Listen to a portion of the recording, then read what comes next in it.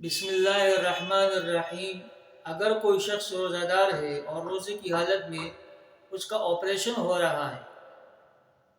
تو اب آیا آپریشن کرنے کی وجہ سے اس کا روزہ فاسد ہوگا یا برقرار رہے گا؟ اس کی چند صورتیں۔ پہلی صورت یہ ہے کہ آپریشن اگر دماغ اور پیٹ کے علاوہ بدن کی کسی اور حصے کا ہو رہا ہے، جیسے کہ ہاتھ کا ہو رہا ہے یا پاؤں کا ہو رہا ہے، تو ایسی صورت میں اس کا روزہ فاسد نہیں ہوگا، روزہ برقرار رہے گا۔ دوسری صورت یہ ہے کہ آپریشن بدن کے اعضاء میں سے کسی ایسے عضو کا ہو رہا ہے کہ جس کا دماغ یا پیٹ کی طرف کوئی منفذ یعنی قدرتی راستہ نہیں جاتا، اس لیے کہ روزہ کسی ایسے چیز سے فاسد ہو جاتا ہے کہ جو بدن کی درستگی اور بدن کو تقویت دینے کے لیے کوئی منفذ یعنی کوئی راستہ قدرتی موجود ہو اور وہ دماغ یا پیٹ تک پہنچ رہا ہو۔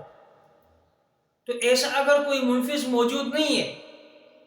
کہ وہ دماغ یا پیٹ تک پہنچ سکے تو ایسی صورت میں بھی اس کا روزہ فاسد نہیں ہوگا۔ تیسری صورت یہ ہے کہ اگر آپریشن دماغ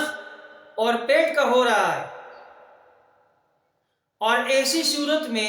اس سے کوئی چیز نکال دیا ہے، اندر کوئی چیز ڈالا نہیں ہے، دماغ یا پیٹ کا آپریشن ہو رہا ہے اور اس آپریشن میں اس سے چیز باہر نکال دیا ہے، اندر کوئی چیز نہیں ڈالی گئی ہے، اندر کوئی چیز داخل نہیں کی گئی ہے، ایسی صورت میں بھی روزہ فاسد نہیں ہوگا، روزہ برقرار رہے گا۔ ہاں، اگر اس میں کوئی چیز ڈالی گئی، کوئی دوائی ڈالی گئی تو ایسی صورت میں اس کا روزہ فاسد ہو جائے گا۔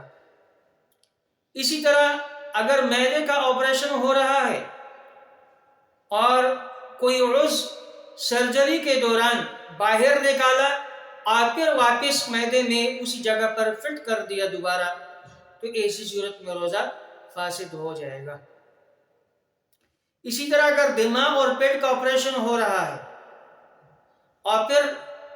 کوئی چیز باہر نکالی اور پھر اندر واپس اپنی جگہ پر فٹ کر دیا تو ایسی صورت میں بھی روزہ فاسد ہو جائے گا۔ تو یہ چند صورتیں ہیں کہ بعض صورتوں میں روزہ فاسد ہو جاتا ہے اور بعض صورتوں میں روزہ فاسد نہیں ہوتا، برقرار رہتا ہے۔